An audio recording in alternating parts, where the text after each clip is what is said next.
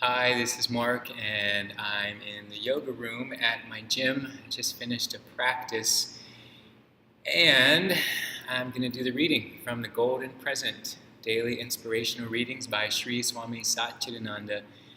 And this is for October 7th, and the topic is It Didn't Matter Who Said What, It All Came from Ram. There was a great saint by the name of Swami Ramdas. Some of you might have heard of him. Ramdas was an example of total surrender to the Lord in the form of Ram. His name was fitting, Ramdas, the servant of Ram. He saw Ram in every face. Somebody once said to him, "Why don't you go to Benares?" "Ah, okay, maybe Ram told me. All right, well, how should I go?" "Go to the railway station and take the train." He went to the railway station, and when the train came, he got on. The ticket collector said, "Where is your ticket?" "Oh, Ram didn't tell me about that." "Well, you can't continue." "Okay, what do you want me to do?" "You have to get off at the next station." "Fine." He got off at the next station. Because Ram asked me to get out, I got out, that's all. So he just sat there on the platform until somebody came and said, "Why are you sitting here?" "Ram wanted me to sit here." "Well, how did you come here?" "Oh, Ram said I should go to Benares on the train, and again Ram came and asked me to get off." "Oh, that's not right. You're simply listening to every Tom, Dick, and Harry." "No, it's Ram. Ram as Dick, Ram as Harry, the same Ram." "So who am I?" "You are also Ram." "Okay, all right. Stand up." "Okay, sit down." He sat. "Stand up." That fellow made him stand up and sit down 15 times. Still, he felt, Ram said so. All right, I'll do it. Finally, the fellow realized the greatness of this person. He felt terrible and fell at Ram Das's feet, saying, "I'm so sorry." "Oh, Ram, you shouldn't do that. Come on, the next train is bound for Benares. You get on." All right.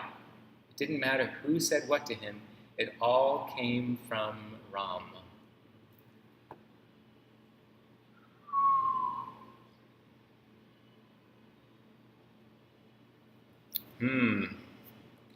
Well, it's an interesting story where what I like about this is that he sees the divinity and the sameness in everyone.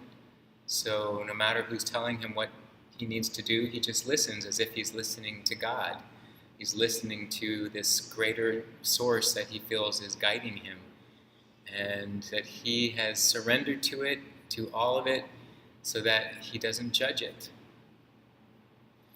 And in effect, what's happening, somehow, amazingly in this story, he's keeping his peace. He's not wondering or questioning anything.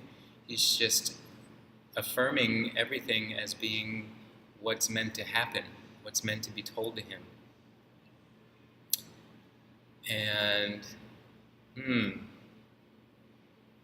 it's a story that's hard to think about in a literal way in our world. How any of us would want to do that? Even this in the story, he told him to sit up, sit down, stand up, sit down, stand up, sit down, 15 times. And the only thing that is potentially powerful for me to think about is that here's this person thinking he's playing him as a fool by making him do all these tricks, more or less. But then he becomes humbled by the fact that this person truly and with all integrity is listening to him and honoring his every wish. And is it possible that when someone has that happen, that they may think that they're playing a game on someone, but then they become humbled when they're being listened to?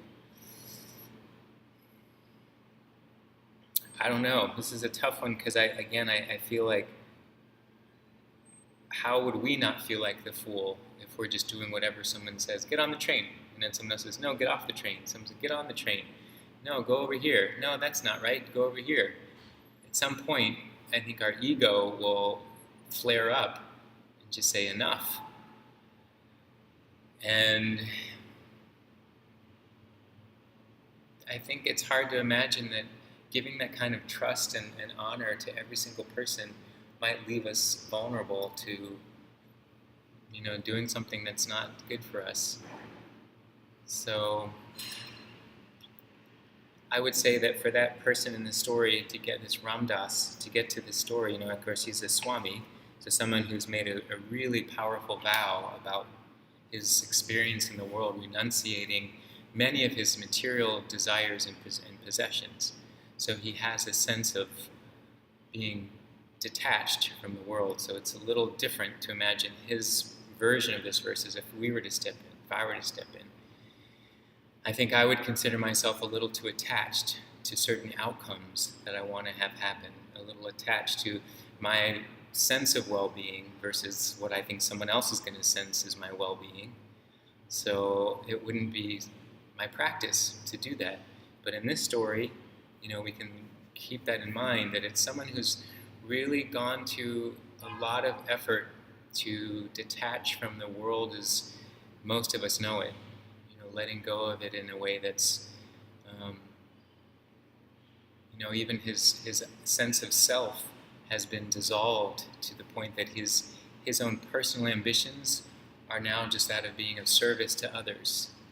He doesn't have a personal goal of, building a business or raising a family that in the typical way. So